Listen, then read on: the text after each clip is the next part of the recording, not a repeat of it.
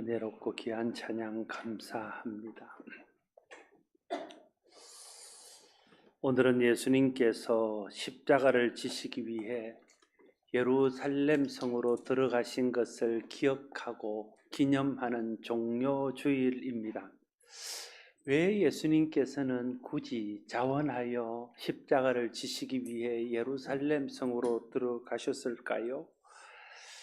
오늘은 예수님께서 그렇게 십자가를 지시기 위해서 예루살렘에 올라가셔서 십자가를 지신 그 십자가의 의미를 다시 한번 되새기면서 하나님의 사랑, 하나님의 은혜에 대해서 좀 묵상하고 나누는 시간이 될 수 있기를 바랍니다. 십자가와 기독교는 뗄래야 뗄 수 없는 깊은 관계 속에 있습니다. 십자가가 없는 기독교는 없고 십자가 없는 기독교는 존재의 가치가 없습니다. 왜냐하면 십자가는 기독교의 출발점이고 십자가는 기독교를 대표하는 보여주는 상징이기 때문에 그렇습니다. 그래서 우리 예수 믿는 사람들이 다른 건 잘 모른다 할지라도 십자가가 주는 의미만큼은 분명하게 알고 그 확신 가운데 거해야 할 것입니다. 예수님께서 지신 십자가의 의미를 알고 믿어야 그 믿음이 구원에 이르는 믿음이 될 수 있습니다.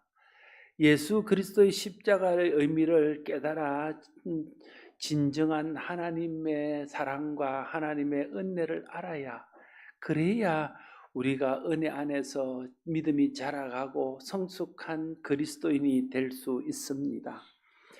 예수 그리스도의 십자가의 의미와 십자가를 통해 베푸신 사랑과 은혜를 깨달은 초대교회는 그래서 십자가만을 사랑하고 십자가만을 자랑하고 십자가만을 전하는 공동체가 되었고, 예수 그리스도의 십자가를 통해서 베푸신 그 은혜와 사랑을 전하는 일에 목숨을 거는 사람들이 되었습니다. 십자가는 당시의 반역자들이나 흉악범들을 처형하기 위한 사형 집행의 한 방법 중에 하나였습니다. 이 십자가의 처형이 얼마나 처참하고 고통스러운 것인지 알 수 있는 것은 당시 세계를 지배하던 로마의 시민들은 십자가형을 처하지 않도록 그렇게 규정한 것을 보면 알 수 있습니다. 오늘 본문은 예수님께서 잡히셔서 십자가를 지시러 올라가시면서 당한 일들을 보여주고 있습니다. 예수님은 원수들의 손에 잡혀서 옷이 벗겨지고 가시에 면류관이 씌워지고 갖은 멸시와 희롱을 받으신 후에 십자가에 달리셨습니다.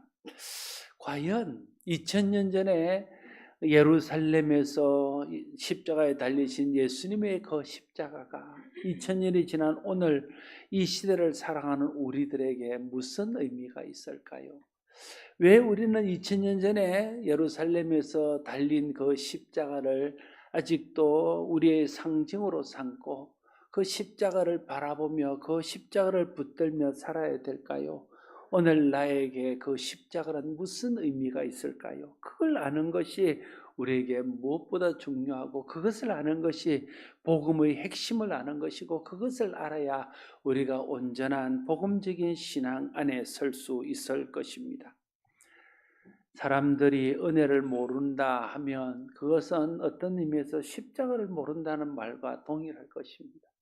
사람들이 하나님의 사랑을 모른다 말하는 것은 십자가를 통해서 베푸신 하나님의 사랑을 모른다는 말과 동일할 것입니다. 그만큼 십자가는 하나님의 사랑이 우리에게 전달된 곳이고, 십자가는 복음이 우리에게 보여진 곳이기 때문에 그렇습니다.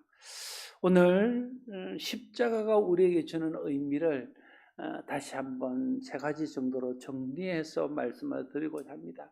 이미 제가 여러 번 설교를 통해서 말씀드렸고, 이미 여러분들이 말씀과 또 성경을 통해서 익히 알고 있는 내용이지만, 그것이 복음의 기초이며 복음의 핵심이고 그것이 우리의 믿음의 기초이고 우리가 그것을 통해서 온전한 믿음에 설 수 있는 것이기 때문에 다시 한번 그것을 정리해서 말씀드리고자 합니다. 예수님의 십자가는 저와 여러분들의 죄를 담당하기 위한 것이었습니다. 십자가는 죄인이 달려 죽는 장소입니다. 죄인이 아니면 십자가와는 상관없는 삶을 살게 될 것입니다. 그런데 예수님께서 십자가를 지셨습니다. 그러면 예수님에게 죄가 있다는 말입니까? 결코 그럴 수 없습니다. 예수님은 이 땅에 존재했던 죄가 없으신 유일한 분이십니다. 왜냐하면 그분은 하나님의 아들이셨고 성령을 통해서 이 땅에 탄생하셨기 때문에 그 속에 죄성이 없어서 죄를 짓지 않는 유일한 분이십니다. 그런 예수님께서 죄인이 달리는 십자가에 달리신 것입니다. 죄 없으신 분이 죄인이 달리는 십자가에 달렸다는 것에 십자가의 비밀이 있습니다. 예수님은 하나님의 아들로 온전히 거룩하셔서 십자가에 달리실 죄를 짓지 않으셨는데도 그분이 십자가에 달리신 것은 죄인인 우리를 대신하여 우리의 죄값을 치르기 위한 것이었음을 우리가 알아야 합니다. 우리가 달려야 될 그 자리에 예수님이 대신 달리신 것입니다. 그래서 예수님의 십자가의 죽음을 대속의 죽음이라고 말합니다. 대속이라는 말의 본래의 의미는 노예를 사서 해방시킬 때에 노예가 자기 스스로는 해방될 수 없어서 누군가가 그 노예의 값을 대신 치르고 그를 자유하게 하는, 더 이상 노예로서 고통 속에 살지 않도록 해주는 것을 이름하여 대속이라고 말합니다. 예수님의 십자가가 바로 죄를 짓고 죄성을 가지고 날마다 죄를 반복하다가 죄의 저주 가운데 영원히 멸망받을 우리를 그 죄에서 구원하고 그 죄에서 해방시키기 위해서 지신 십자가 대속의 죽음이었다 하는 것입니다. 그래서 의인으로서 죄인을 대신하여 십자가에 달리심으로 죄인인 우리의 죄의 문제를 해결해 주신 것입니다. 죄 없이신 예수님께서 우리를 대신하여 십자가에 달리심으로 이제 우리는 그 죄로 인한 형벌에서 구원받을 수 있게 된 것입니다. 이것이 십자가의 첫 번째 의미이고 복음이 우리에게 들려지는 복음의 핵심적인 내용입니다. 그래서 십자가를 말할 때 십자가는 하나님의 공의와 하나님의 사랑이 만나는 곳이다, 이렇게 신학적으로 부릅니다. 하나님은 공의의 하나님이십니다. 하나님이 공의의 하나님이시라는 말의 의미는 하나님께서는 죄를 용납하지 아니하시고 죄에 대해서 형벌을 내리신다는 것의 의미입니다. 하나님은 죄 없으신 분이시고 하나님은 죄를 그대로 묵과하지 않는 분이십니다. 하나님 뺏 서기 위해서는 죄인으로 설 수 없습니다. 죄는 형벌이 따르기 때문에 그렇습니다. 그래서 우리가 죄인인데 우리의 죄를 그냥 용서하고 용납하고 받아들인다면 하나님의 공의를 하나님 스스로 무너뜨리는 꼴이 되는 것입니다. 예수님이 우리 죄를 인하여 십자가에 달리신 것은 바로 그런 하나님의 공의를 충족시키기 위한 것입니다. 우리가 달려야 될 그 십자가에 죄 없으신 예수님을 대신 달리게 하셔서 우리의 죄값을 치름으로 우리는 죄 용서를 받고 또 하나님의 공의는 예수님을 통해서 세워지는 것이 바로 십자가의 비밀이라는 것입니다. 죄 없으신 하나님의 아들 그리스도를 우리 대신 십자가에 달려 그 값을 치르게 함으로 하나님은 공의를 이루셨고 우리는 구원을 받게 된 것입니다. 십자가는 우리를 향한 하나님의 사랑의 결정체입니다. 죄가 없으신 예수님이 십자가에 달리신 것은 하나님께서 우리를 얼마나 사랑하시는가 하는 것을 보여주는 단적인 그런 사랑의 표현이라 할 수 있습니다. 로마서 5장 8절 말씀에 우리가 아직 죄인 되었을 때 그리스도께서 우리를 위하여 죽으심으로 하나님께서 우리에게 대한 자기의 사랑을 확정하셨느니라 말하고 있습니다. 십자가는 하나님의 우리를 향한 사랑을 확정하신 곳입니다.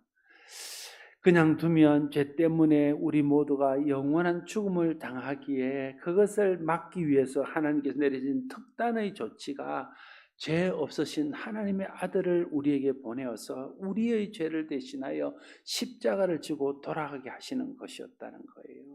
이것이 우리를 향한 하나님의 사랑이고 하나님이 우리를 구원하시기 위해서 택하신 방법이고 하나님의 공의와 하나님의 사랑을 온전히 이루는 그러한 방법이었다 하는 것입니다.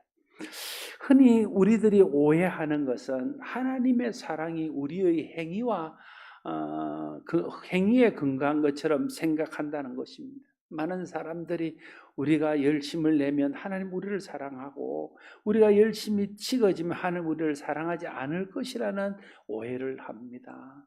우리가 충성하고 우리가 많은 일들을 하면 하나님 우리를 사랑하시고 그렇지 못하면 하나님 우리를 덜 사랑한다고 생각합니다.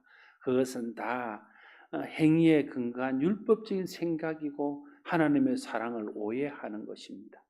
하나님은 죄인인 우리를 죄인인 채로 사랑하시는 분이십니다. 우리의 행위와 상관없이 우리의 존재 자체를 사랑하시는 분입니다. 그래서 우리가 아직 죄인 되었을 때 그때 이미 우리를 사랑하셔서 예수님을 보내주셨고 우리가 죄인으로 있는 그 상태에서 예수님께서 우리 죄값을 치름으로 우리를 구원하셔서 하나님이 우리를 얼마나 사랑하시고 하나님이 우리를 어떻게 사랑하시는가 하는 것을 보여주셨다는 거예요. 그래서 하나님의 사랑은 하나님의 그 사랑의 표현의 가장 결정체는 바로 십자가입니다. 하나님의 사랑의 결정체가 십자가라면 우리는 하나님의 사랑을 십자가에서 확인해야 됩니다. 그런데 너무나 많은 사람들이 하나님의 사랑을 십자가에서 확인하지 않고 상황이나 지금 보여지는 결과를 가지고 확인하려고 하니까 문제가 된다는 거예요. 그래서 조그마한 어려움이 와도 하나님이 나를 사랑하지 않는 것처럼 생각하고 내가 원하는 대로 되지 않으면 하나님 나를 마치 사랑하지 않아서 나를 버려둔 것처럼 생각한다는 거예요. 그러나 하나님은 그런 사랑을 우리에게 보여주시는 분이 아닙니다. 하나님의 사랑은 십자가를 바라볼 때 그곳에서 확인될 수 있습니다. 우리는 십자가에 달린 예수님을 보면서 죄 없으신 예수님께서 우리 죄를 대신하여 죄인으로 그곳에 달려있는 모습을 보아야 된다는 거예요. 그래서 십자가에 달려 계시는 예수님의 모습은 실제로는 그게 달려있는 나의 모습이라는 거예요. 예수님이 십자가에 달려 계시지만 그것은 예수님이 아니라 그곳에는 내가 바로 그 자리에 달려 있어야 될 그 자리에 예수님이 대신 달려 있다는 거예요. 그럼 십자가를 볼 때 우리는 예수님도 봐야 되지만 십자가를 볼 때 내가 달려야 될 그곳에 대신 달려있는 예수님을 보면서 저 달려있는 비참한 모습은 내가 달려야 될 모습이지 그걸 봐야 된다. 그러면 십자가가 얼마나 큰 하나님의 사랑의 장소이고 예수님의 십자가가 나를 사랑하신 하나님의 사랑의 결정체임을 우리가 깨달아 알 수 있게 된다는 거예요. 여러분, 하나님의 사랑은 눈앞에 보이는 상황이나 결과로 확인할 수 있는 것이 아닙니다. 하나님의 사랑은 언제나 변함없는 그 십자가에서 확인할 수 있습니다. 내가 아직 죄인 되었을 때 나를 위해서 예수님을 보내주시고 죄 없으신 하나님의 아들이 내 대신 십자가에 달려서 내가 있어야 될 그 자리에 예수님이 계신 그 모습을 통해서 하나님이 나를 얼마나 사랑하시고 하나님이 나를 어떻게 사랑하시는가 하는 것들을 확인해야 그래야 진짜 하나님의 사랑을 알 수 있게 되는 것입니다. 두 번째로 예수님께서 십자가를 지심으로 저와 여러분들의 저주를 담당하셨습니다. 죄에는 저주가 있습니다. 죄의 저주는 죄로 인해서 나타나는 결과물입니다. 죄의 저주는 아담과 하와가 범죄한 후로부터 바로 나타났습니다. 아담과 하와가 범죄한 후에 모든 피조물과 사람이 함께 하나님의 저주 아래에 놓이게 되었습니다. 땅이 저주를 받아서 엉겅퀴를 내고, 그래서 사람들이 땀을 흘려야 음식을 먹을 수 있는 땅으로 변했습니다. 인간 역시 저주에서 벗어나지 못하고 질병과 고통과 눈물 속에 괴로움과 외로움과 허무함 속에서 살아갈 수밖에 없게 되었습니다. 사람이 하나님과 분리되어서 하나님의 은혜를 누릴 수 없게 되었습니다. 하나님으로부터는 복을 받을 수 없는 상태가 되었습니다. 그래서 그들은 날마다 근심하며 염려하며 하나님 주시던 마음의 평화가 깨어진 채 살 수밖에 없는 존재가 되었습니다. 그리고는 결국은 영적으로 죽은 존재로 이 땅에 살다가 영원한 지옥의 형벌을 받게 되는 것입니다. 우리가 죄로 인해 받아야 될 이 저주를 예수님이 십자가에서 대신 담당하시고 죽으심으로 우리를 죄에서 건지실 뿐 아니라 그 죄의 저주에서 우리를 건지셨다는 거예요. 여러분, 우리가 죄를 짓지 않는 게 아니에요. 저와 여러분이 죄가 없는 게 아니에요. 오늘 설교를 듣고도 또 나가서 죄를 지을 것입니다. 저도 그렇고 여러분도 그렇습니다. 우리가 죄를 짓지 않아서 의인이 아니라 죄를 짓지만 그 죄를 예수님께서 죄값을 대신 담당하시고 죄의 저주를 대신 담당함으로 우리가 죄의 저주에서 벗어날 수 있는 하나님의 의인이 될 수 있는 것입니다. 로마서 8장 1절 2절은 그래서 이렇게 선언합니다. 그러므로 이제 그리스도 예수 안에 있는 자에게는 결코 정죄함이 없나니 이는 그리스도 예수 안에 있는 생명의 성령의 법이 죄와 사망의 법에서 너를 해방하였습니다. 아멘. 죄와 사망 아래 우리가 있었습니다. 하나님의 정죄 아래 우리가 있었습니다. 그것이 죄의 저주입니다. 그런데 예수 그리스도의 십자가가 우리를 그 죄의 저주에서 해방시켰다고 로마서는 선언하고 있습니다. 그러면 누구든지 그리스도 예수 안에서 그리스도 예수의 십자가의 은혜를 믿는 사람은 더 이상 죄로 인한 형벌, 죄로 인한 저주를 받지 아니하고 하나님의 은혜와 하나님의 복을 받는 존재로 살아가게 된다는 것입니다. 여러분, 사람들이 예수를 믿는 것과 상관없이 부하고 잘되고 형통하면 복받은 사람이라고 말합니다. 예수 믿는 것과 상관없이 일이 잘 안 되고 일이 꼬이고 사업에 실패하고 하는 일들마다 어려움이 있으면 저주받은 사람이라고 생각합니다. 그건 이 십자가와는 너무나 다른 이야기입니다. 여러분, 십자가가 우리를 죄의 저주에서 풀어놓고 십자가에서 우리는 온 저주에서 풀려 자유한 자가 되었다면 우리가 상황이 좀 어렵고 형편이 좀 좋지 못하고 우리 하는 일들이 좀 잘 안 된다 할지라도 우리는 저주에 있는 사람이 아니라 저주에서 풀려난 사람입니다. 또 반대로 말하면 모든 하는 일들마다 잘 되고 형통하고 성공한 사람이라 할지라도 그가 십자가의 은혜를 덧입지 못하고 십자가의 은혜를 믿지 못하고 사는 사람이라면 그는 여전히 저주 가운데 매여 사는 사람이다, 이렇게 말할 수 있는 것입니다. 그래서 성경은 믿는 그리스도인을 향하여 항상 기뻐하라 하시고 범사에 감사하라 하십니다. 그것은 우리가 항상 기뻐할 만한 사람이기 때문에, 우리가 범사에 감사할 만한 사람이기 때문에 그렇게 하라는 거예요.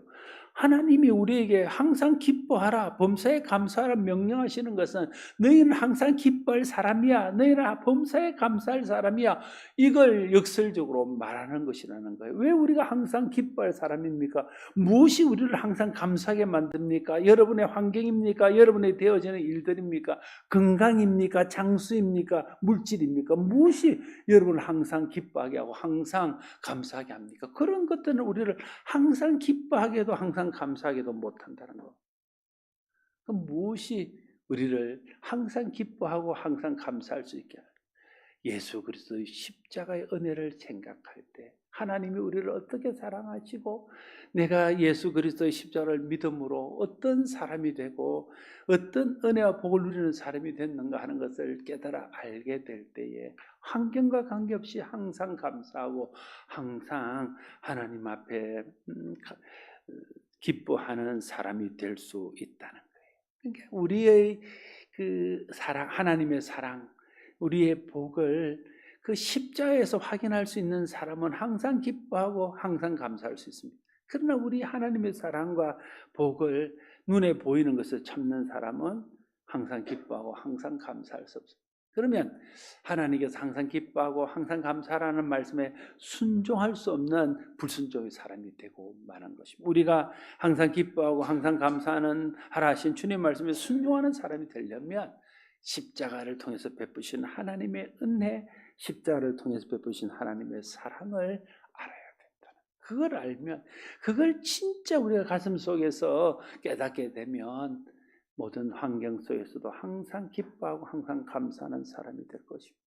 십자가의 사랑, 십자가의 은혜를 통해서 우리가 받은 이 저주에서 풀려난 자유, 지옥의 그 저주에서 풀려나 영원한 생명으로 옮겨지고 영원한 천국을 올리게 된 이 기쁨으로 인해서 항상 기뻐하고 항상 감사할 수 있는 저와 여러분들이 될 수 있기를 바랍니다.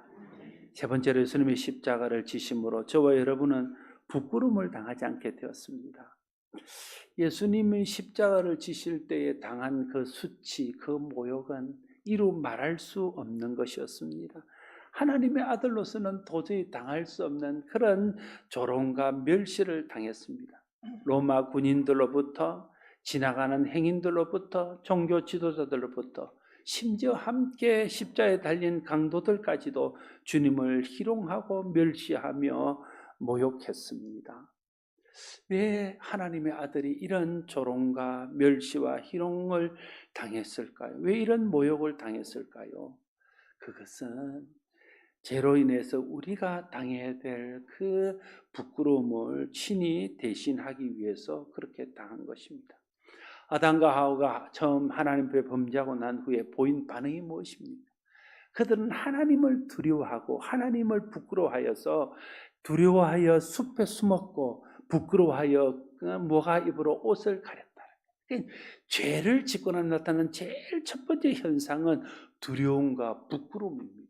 왜냐하면 죄의 속성이 그런 거예요. 죄는 하나님의 형벌이 있고 사람들 앞에 드러날 때 수치를 당하는 것이기 때문에 죄를 짓고 나면 두려움과 부끄러움이 생기는 것이 당연합니다. 그런데 죄를 짓고도 두려움과 부끄러움이 없다면 그 사람은 양심의 화인을 맞은 사람입니다. 죄는 모든 사람에게 두려움과 부끄러움을 줍니다. 최종적으로 죄는 하나님 앞에 섰을 때에 하나님의 심판의 두려움을 당하고 하나님 앞에 섰을 때 부끄러움을 당합니다. 그런데 예수님께서 우리가 당해야 될 그 죄로 인한 부끄러움, 그 죄책감, 죄로 인한 두려움을 대신 감당하심으로 우리를 죄의 부끄러움, 죄의 두려움에서 구원해 주셨다는 거예요. 우리가 죄가 있지만 예수 이름으로 회개하고 예수 이름을 의지하고 살면 하나님 앞에 섰을 때에 죄로 인한 두려움, 죄로 인한 부끄러움을 당하지 않게 될 것입니다. 그것이 십자가가 우리에게 주신 은총이고 십자가를 통해서 우리가 받은 복입니다. 십자가에 달리신 예수님은 저와 여러분의 죄를 대신 담당하셨습니다. 십자가에 달리신 예수님은 저와 여러분의 저주를 대신 담당하셨습니다. 십자가에 달리신 예수님은 저와 여러분의 부끄러움을 대신 담당하셨습니다.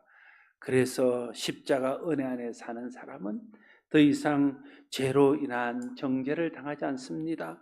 죄의 저주인 지옥에서 벗어날 수 있습니다.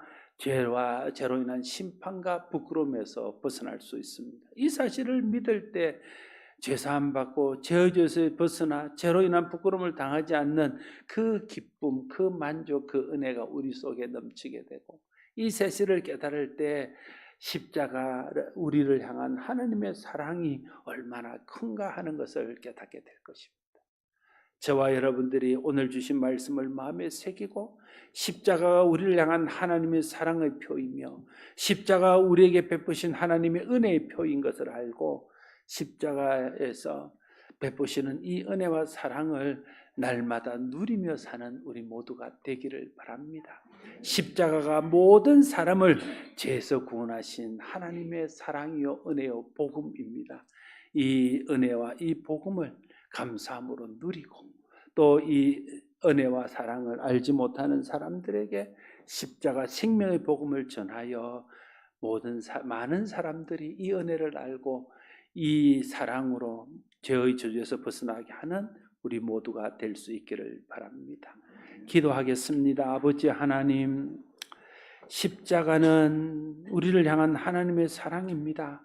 십자가는 우리에게 베푸신 하나님의 은혜입니다. 십자가는 모든 사람이 들어야 될 구원의 복음입니다. 저와 여러분, 저와 우리 모두의 죄를 담당하시고 저주를 담당하시고 부끄러움을 담당하신 그 하나님의 은혜와 사랑을 우리가 늘 잊지 않고 마음에 새기며 그것을 전하는 우리 모두가 되게 하여 주시옵소서. 예수님 이름으로 기도드리옵나이다. 아멘.